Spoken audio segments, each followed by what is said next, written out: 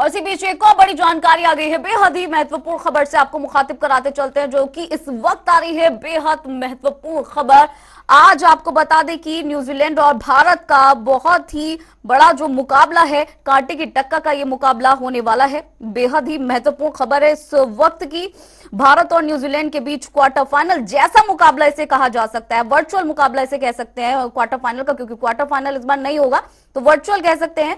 कोहली की कप्तानी की भी आज एक तरीके से कह सकते हैं कि परीक्षा हो सकती है न्यूजीलैंड और इंडिया के बीच। रविवार को दुबई में T20 वर्ल्ड कप का 28वां मैच खेला जाएगा और दोनों ही टीम पहली जीत की तलाश कर रही है। दोनों ही एक एक मैच हार भी चुकी हैं, दोनों का ही ये दूसरा मैच है। दोनों को अपने पहले मुकाबले में पाकिस्तान के हाथों हार का सामना करना पड़ा था। विराट कोहली की अगुवाई वाली टीम अगर आज चूकती है तो उस पर टूर्नामेंट से बाहर होने का खतरा मंडराने लगे।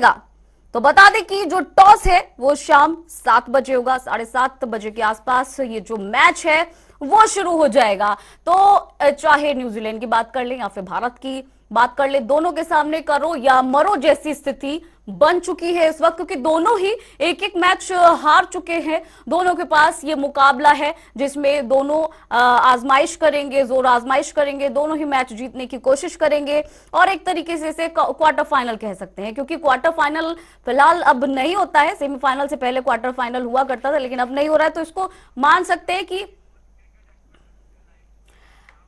और हमारे साथ अश्वनी सूद क्रिकेट एक्सपर्ट जुड़ गए हैं। अश्वनी जी, बहुत बहुत स्वागत है हमारे साथ जुड़ने के लिए। अश्वनी जी, आज किस मैच को किस तरीके से देखें, क्योंकि दोनों के सामने चाहे न्यूजीलैंड हो या फिर हमारा भारत हो, दोनों के सामने करो या मरो की स्थिति है। बिल्कुल आपने ठीक कहा। आज की जो स्थिति है करो या मरो वाली बात है, इसमें कोई दो राय नहीं है। और आज का जो मैच इंडिया के लिए और एज वेल एज न्यूजीलैंड के लिए, दोनों के लिए जितना उतना ही दोनों के लिए महत्वपूर्ण है जी। और मैं ये समझता हूं कि आज बिल्कुल आपकी बात ठीक है, करो या मरो वाली तो है ही है पोजीशन। और जो पिछला मैच हारने की वजह से मैं ये तो नहीं कहूंगा कि इंडिया डिमोरलाइज है, लेकिन इतना जरूर है कि इंडिया की टीम के पास वो सारी ताकत, चाहे वो बैटिंग साइड है, बॉलिंग साइड है या फील्डिंग साइड है, बड़ी मजबूत टीम है। लेकिन सिर्फ क्योंकि क्रिकेट एक ऐसी गेम है जिसमें एक बार अगर चूक जाता है तो दोबारा चांस नहीं मिलता। हम लोग कह सकते हैं कि हॉकी, जी हाँ, मैं कह सकता हूं कि हॉकी हो, फुटबॉल हो, अगर सपोज एक बार बॉल मिस हो जाती है तो सेकंड ऑप्शन आ सकती है, दूसरा मौका मिल सकता है प्लेयर को। लेकिन क्रिकेट एक ऐसी गेम है जिसमें एक अगर अंपायर का भी गलत डिसीजन हो जाए वो भी बहुत भारी पड़ जाता है किसी भी प्लेयर के लिए। बिल्कुल बिल्कुल। अश्वनी जी हमारे साथ बने रहिए। न्यूज रूम से हमारे सहयोगी रितेश भी जुड़ गए हैं। रितेश, क्योंकि जब पाकिस्तान की बारी थी तब जो हमारा इंडिया है वो पाकिस्तान से हमारे चाहे रोहित शर्मा की बात हो या फिर KL राहुल की बात हो, दोनों चूके थे। और इस बार तो बोल्ट उनके सामने है, सऊदी उनके सामने है। किस तरह मुकाबला जो है वो रहने वाला है? बिल्कुल दीपशिखा, इसे हम पुराने मुकाबले से भी कंपेयर करके देख सकते हैं, लेकिन जो T20 का फॉर्मेट है वो ऐसा नहीं है कि आप पहले से ही कुछ भी अगर समीकरण बैठाना चाहें या फिर कुछ आंकड़ा लगाना चाहें कह सकते हैं, क्योंकि T20 के मुकाबले होते ही इस तरह से बहुत जल्दी चीजें बदलती हैं। पाकिस्तान के खिलाफ मैच में हमने इस बात को बहुत अच्छे से परखा था। मैच की शुरुआत से पहले जहां भारतीय टीम का पलड़ा भारी नजर आ रहा था, वहीं इस मैच के आखिरी में जब हमने जो रिजल्ट देखा वो बिल्कुल अलग था। भारत की करारी हार हुई थी, 10 विकेट से हार हुई थी। हालांकि आज का मुकाबला अलग नजरिए से देखा जाना चाहिए, क्योंकि खुद टीम इंडिया के जो कप्तान है विराट कोहली, उन्होंने भी कहा था कि हमारा सिर्फ और सिर्फ फोकस हर गेम पर होता है और हर मैच महत्वपूर्ण होता है। अगर बात करी जाए भारतीय बल्लेबाजों की, तो जैसा आपने बताया कि रोहित शर्मा और KL राहुल कुछ खास नहीं कर पाए थे। रोहित शर्मा 0 पर आउट हुए थे और जो KL राहुल हैं वो सिर्फ 3 रन बना पाए थे। हालांकि इस मैच में उनके ऊपर भी काफी ज्यादा दबाव होगा कि अच्छी शुरुआत एक टीम इंडिया को दी जाए, ताकि टीम इंडिया अगर पहले बल्लेबाजी करती है या फिर बॉलिंग भी करती है, अगर चेज करने की स्थिति में टीम इंडिया होती है, तब भी जो भारतीय टीम है वो अच्छी शुरुआत के साथ आगे बढ़े। इस लिहाज से देखा जाए तो भारतीय टीम के लिए आज का दिन बेहद महत्वपूर्ण है, क्योंकि पिछले मुकाबले में न सिर्फ बल्लेबाजी के तौर पर बल्कि बॉलिंग में भी वो धार नजर नहीं आई थी जो अक्सर भारतीय टीम के खिलाड़ियों में देखी जाती है। इसी वजह से पाकिस्तान टीम का एक भी विकेट हम नहीं चटका पाए थे। अगर सबसे पहले बात बल्लेबाजी की करते हैं तो रोहित शर्मा और केएल राहुल भी आज ओपनिंग करते हुए नजर आएंगे। वहीं तीसरे स्थान पर रोहित शर्मा, जैसा कि वो खेला करते हैं। पिछले मुकाबले में माफ कीजिएगा, विराट कोहली ने अच्छी बल्लेबाजी की थी और कप्तानी पारी खेली थी। हालांकि उनके रनों की बावजूद भी हम जीत नहीं पाए थे, एक बड़ा स्कोर नहीं पाकिस्तान के खिलाफ बना पाए थे और मैच में पाकिस्तान की जीत हुई थी। लेकिन आज के इस मुकाबले के लिए एक नया जोश टीम इंडिया के खिलाड़ियों के पास है। एक नई रणनीति जरूर अपनानी पड़ेगी टीम इंडिया को अगर न्यूजीलैंड को हराना है, क्योंकि यह मुकाबला ना सिर्फ भारत के लिए बल्कि न्यूजीलैंड के लिए भी बेहद ही अहम है। जो इस मुकाबले को जीतेगा उसके लिए सेमीफाइनल की राह आसान होगी और जो इस मुकाबले में हारेगा उसके लिए कहीं ना कहीं ये इस मुकाबले में हार के बाद स्थिति और गंभीर और मुश्किल हो सकता है आगे के टूर्नामेंट के लिए, सेमीफाइनल की दौड़ तक के लिए।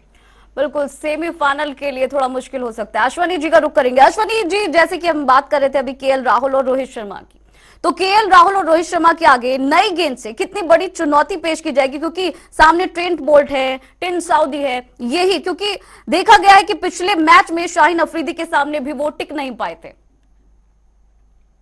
देखिए, मैं आपको एक चीज कहना चाहता हूं, अब जो क्रिकेट है वो बिल्कुल चेंज हो चुकी है। ये 2020 मैच है और जब कोई भी बॉलर, कोई भी बैट्समैन, कोई भी प्लेयर हो जो इस लेवल पे पहुंचता है वो बड़ी मेहनत, कड़ी मेहनत के बाद पहुंचता है। हम किसी भी प्लेयर को छोटा नहीं आंक सकते, चाहे वो न्यूजीलैंड के प्लेयर हो चाहे इंडिया के हो। जो इस लेवल पे पहुंचा वो ऑब्वियसली कोई ना कोई काबिलियत, कोई ना कोई इस लेवल पे पहुंचने के लिए वो बहुत स्ट्रगल और बहुत मेहनत करके पहुंचता है। और अब जो क्रिकेट है 20 ओवर का मैच है। 20 ओवर में आप ये लेके चलिए कि एक प्लेयर, एक बैट्समैन को कितनी बॉलें खेलने को मिलती है। कोई भी एक प्लेयर गेम को चेंज कर सकता है, बिल्कुल स्थिति कोई भी। और हमारे पास हम लोग अगर बात करते हैं, केएल राहुल की बात करते हैं, रोहित शर्मा की बात करते हैं, अपने कप्तान की बात करते हैं, इवन विकेट कीपर की बात करते हैं, तो ये सारे ऐसे धुरंधर बैट्समैन है। इवन अजय जडेजा तक, इवन जडेजा तक इतने ये इस लेवल के प्लेयर हैं कि कभी भी किसी भी टाइम गेम को चेंज करने की काबिलियत रखते हैं। मैं ये नहीं कह रहा हूं कि न्यूजीलैंड के प्लेयर भी कोई कम नहीं है। हम लोग पिछला जो मैच हारा है वो ठीक है कि हम लोग हार गए हैं। हार जीत दो टीमें खेलेंगी तो एक हारेगी एक जीतेगी, लेकिन हाँ, हम इतनी बुरी तरह से हारे ये उम्मीद नहीं थी। लेकिन आज हम लोग पुरानी चीजों को भूल के। बिल्कुल, रितेश कुछ कहना चाह रहे हैं। जी रितेश। अश्विनी सूद जी, एक सवाल यहां पर बनता है। हार्दिक पांड्या की काफी किरकिरी हुई थी पाकिस्तान के खिलाफ मुकाबले में। हालांकि विराट कोहली ने भी कहा है कि वो पूरी तरह से फिट हैं।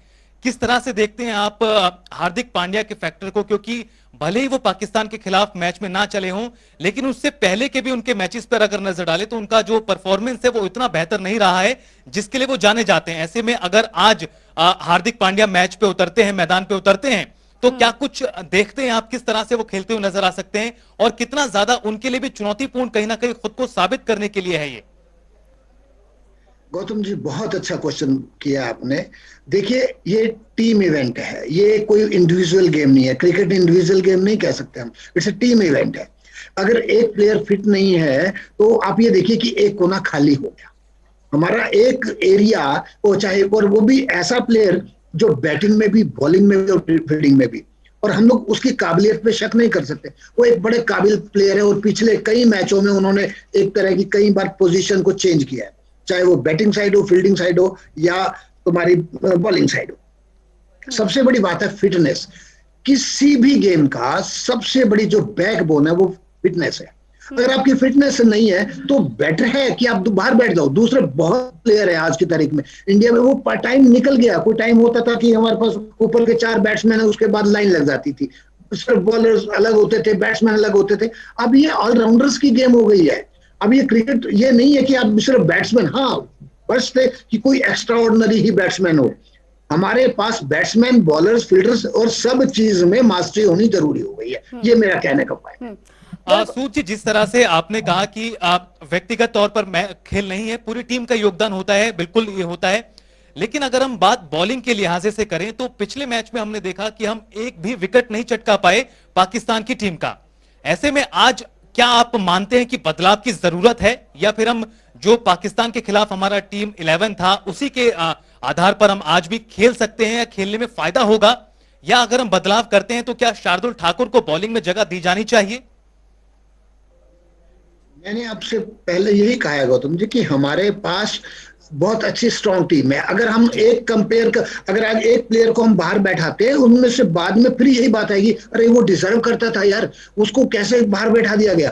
तो मींस ये 11 प्लेयर एक ऐसे हैं कि जो कि एक, मैंने शुरू में पहले ही वर्डिंग बोल के चल रहा हूँ कि कोई भी मैच का रुख बदल सकता है। ये बात है डिपेंड है दिन, आज दिन किसका है, आज दिन कौन सा चल रहा है, कैसा चल रहा है, किसके फेवर में चल रहा है। और मैं बता रहा हूँ आपको, एक बॉलर जब बॉल करने के लिए जाता है बैट्समैन को, तो आपको पता है किस सेकंड के कौन से हिस्से में उसको डिसाइड करना पड़ता है कि मैंने बॉल कहाँ पिच करनी है।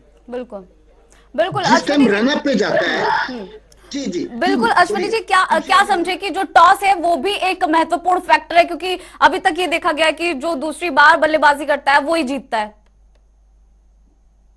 हाँ, बात तो ठीक है आपकी, बिल्कुल ठीक कह रहे हैं कि दूसरी बार जीतता, क्योंकि एक टारगेट आ जाता है सामने। एक टारगेट आने के बाद वो थोड़ा सा ये रहता है कि उसी हिसाब से खेला जाए। लेकिन अब क्रिकेट में ये कहना कि बैटिंग साइड, नो डाउट एक पिच बहुत बड़ा रोल अदा करती है। उसके बाद पिच का बिहेव कैसा है वो नजर आने लग जाता है। तो बेटर है कि अगर हम लोग फील्डिंग चूज करें तो ज्यादा बेटर है।